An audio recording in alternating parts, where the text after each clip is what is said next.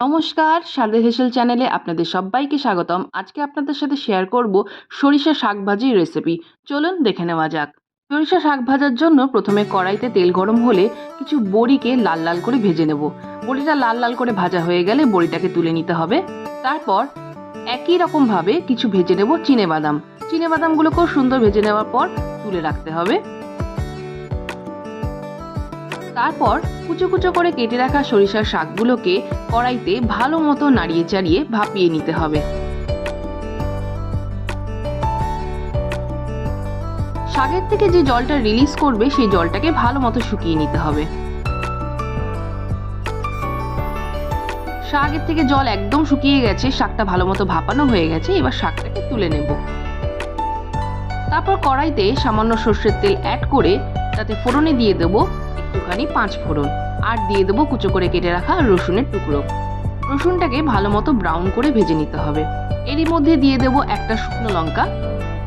যখন রসুনটা ব্রাউন করে ভাজা হয়ে যাবে তখন এতে অ্যাড করে দেবো কুচানো পেঁয়াজ। পেঁয়াজটাকেও লাল লাল করে সুন্দর করে ভেজে নিতে হবে।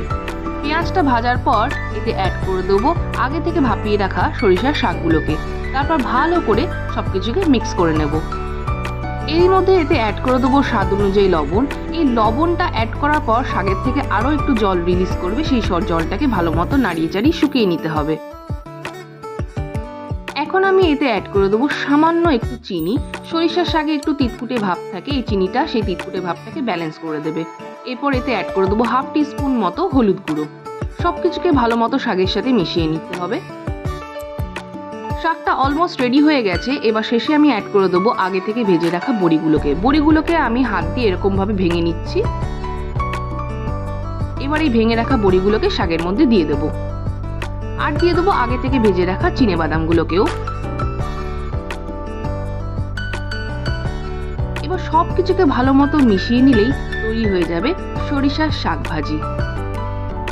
আমার এই রেসিপিটি যদি আপনাদের ভালো লেগে থাকে তাহলে অবশ্যই আমার চ্যানেলটিকে লাইক, শেয়ার এবং সাবস্ক্রাইব করবার অনুরোধ রইল। দেখা হবে নতুন কোনো রেসিপির সাথে।